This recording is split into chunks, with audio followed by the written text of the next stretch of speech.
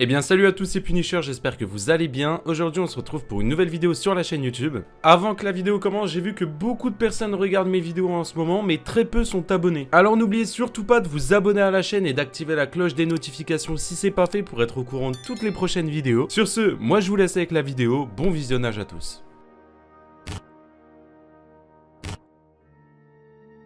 Comme pas mal de personnes le savent, il y a 2 jours, j'ai fait une vidéo Nasdaq carte bancaire fake, la vérité. Dans cette vidéo, je vous explique tout simplement pourquoi les comptes Amazon ont sauté, etc. J'ai eu également un appel avec Amazon que je vous ai mis dans la vidéo. Et après cette vidéo-là, j'ai reçu énormément de commentaires, que ce soit dans la vidéo ou même des messages privés sur Instagram, où des personnes me demandent si Nasdaq nous a menti ou pas. Et dans cette vidéo, on va répondre tout simplement à cette question. Alors il faut savoir que le soir même où il a donné la carte bancaire, il a publié ses stories sur Instagram. En 10 minutes, il y a eu 1 200 000 commandes.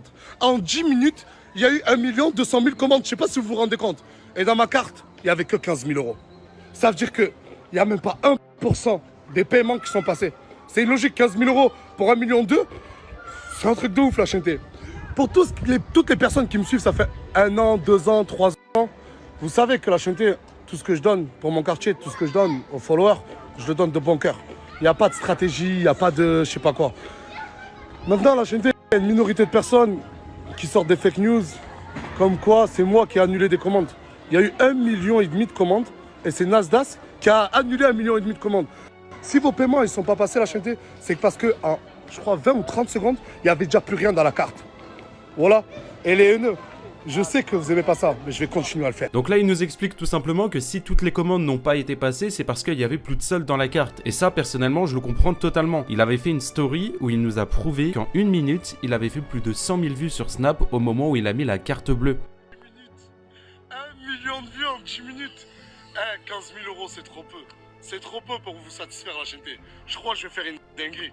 Je crois à la tête de ma mère, je vais vraiment faire une dinguerie, je vais devenir SDF. Bref, à partir de là, dans tous les cas, tu dis qu'en une seule minute, il y a plus de 100 000 vues sur une story où tu mets une carte bancaire et qu'au bout de 10 minutes, il y a plus de 1 million de vues, tes chances, elles sont quasi inexistantes. Il faut savoir que le lendemain, Nasdaq s'est senti tout simplement obligé encore une fois de se justifier auprès de sa communauté, car encore une fois, il y a des personnes qui pensent que Nasdaq aurait menti. Et là, ils pensent qu'en fait, Nasdaq a mis opposition à sa carte bancaire pour annuler toutes les commandes. Bref, je vous mets l'extrait, ça parle aussi de statistiques du côté de Nasdaq, ça parle de la Fnac, d'Amazon, etc. Écoutez bien. Ça va être la dernière fois de ma vie que j'en parle. Ouvrez bien vos oreilles.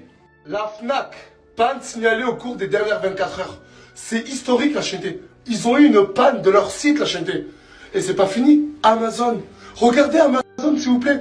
À la ligne rouge que vous voyez là, le site, il bug. Là, regardez où ça atteint. C'est un truc de ouf, la chaîne. Il y a des gens qui ont essayé de commander avec leur propre CB. Pas la mienne, leur propre carte bancaire. Ça s'est confirmé, le lendemain ça s'est annulé. On a la preuve. La chaîne, vous savez, ma passion à moi, c'est de donner de l'argent.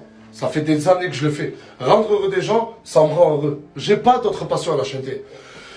Je l'ai prouvé, comme j'ai dit, avec mon quartier, avec les mamans de mon quartier, et tout ce que je montre pas sur Snap, c'est juste énorme. Cette fois-ci, j'ai voulu faire plaisir à ma communauté. Les vrais savent, les 2 millions de personnes qui me suivaient déjà, enfin les 2,5 millions qui me suivaient déjà, ont vu que ma carte, c'est pas préparé. C'est venu tout bête. J'ai dit, vas-y, on va mettre 15 000 euros. Prenez, profitez, la chaîne. Mais bon, le calcul est très simple. Il n'y avait que 60 personnes qui pouvaient en bénéficier.